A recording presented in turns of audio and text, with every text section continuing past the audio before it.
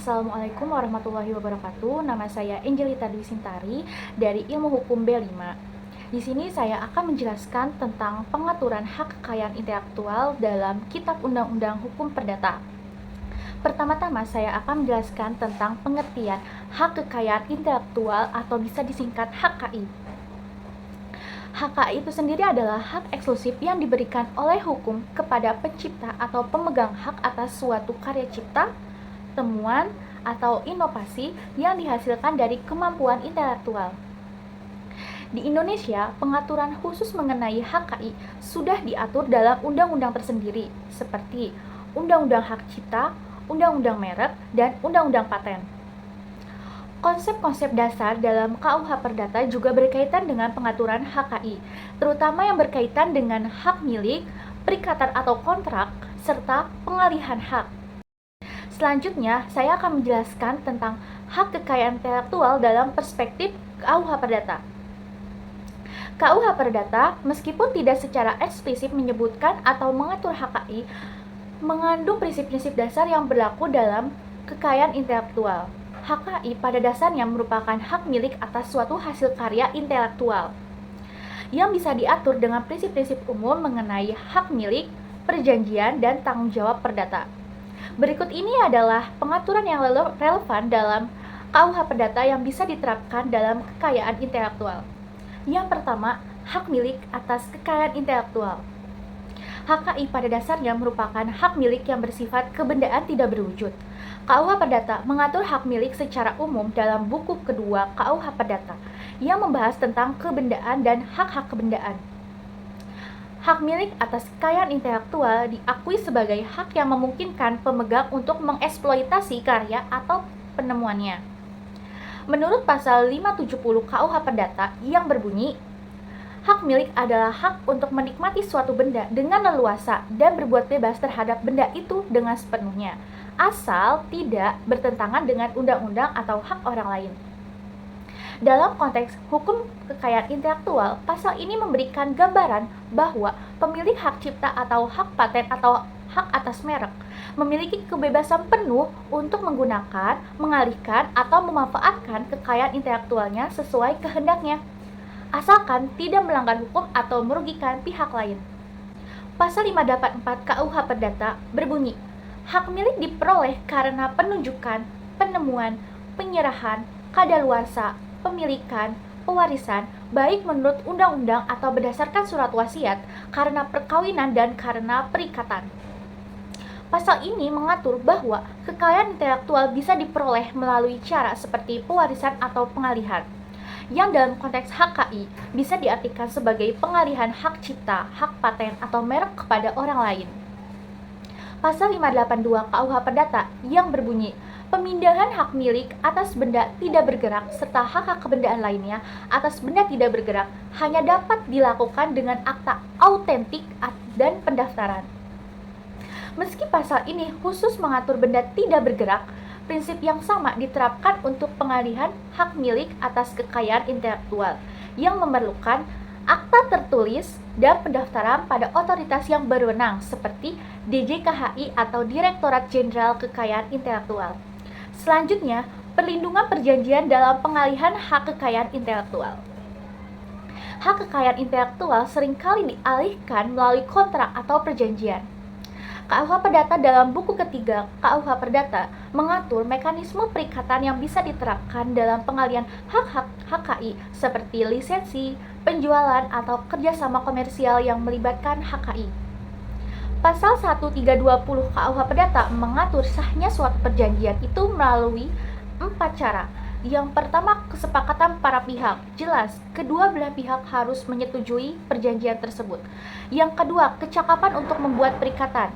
Maksudnya adalah hanya bisa dilakukan oleh orang-orang dewasa yang sudah cakap hukum. Yang ketiga, suatu hal tertentu. Jelas, dalam suatu perjanjian harus ada tujuan yang jelas dan maksud yang jelas. Yang keempat, sebab yang halal.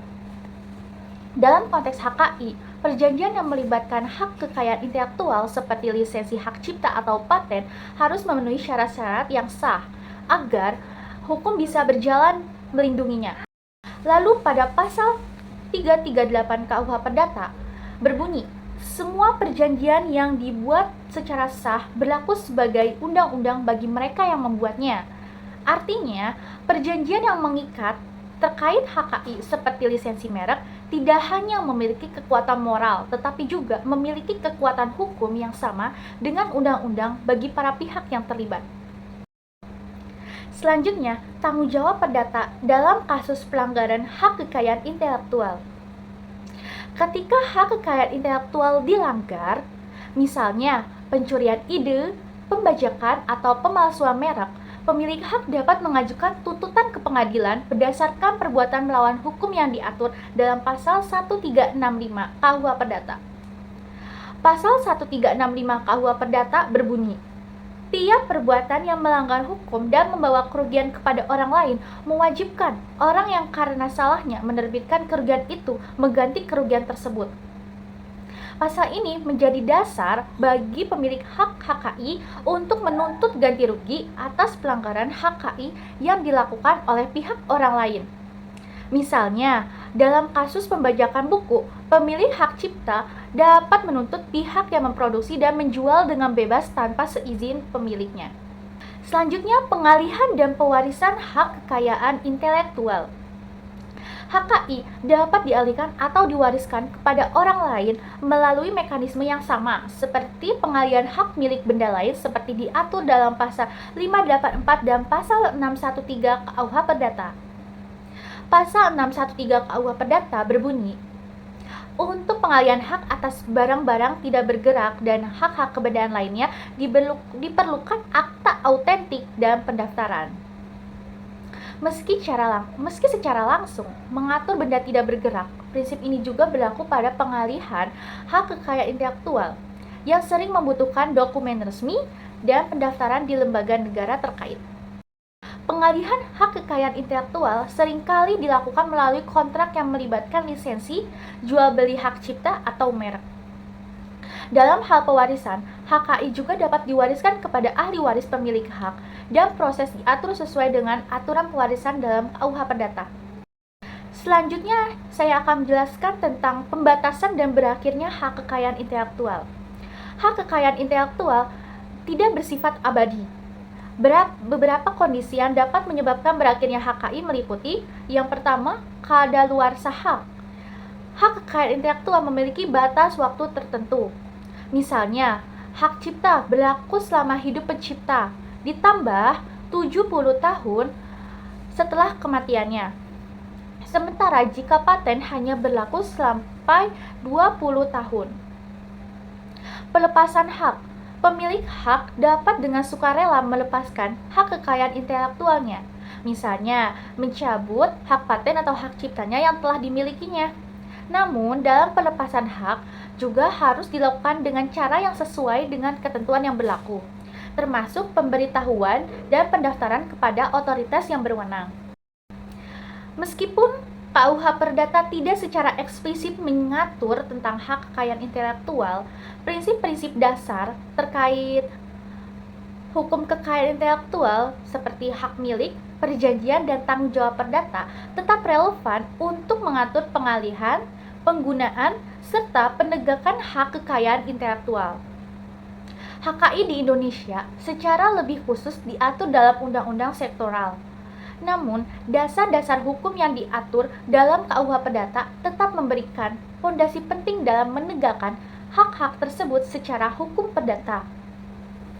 Hak kekayaan intelektual merupakan hak yang penting dan dilindungi oleh hukum dan negara sebagai bentuk pengakuan atas karya, inovasi, dan kreativitas manusia, serta memberikan jaminan kepada pemilik cipta dapat menikmati manfaat ekonomi dan karya tersebut.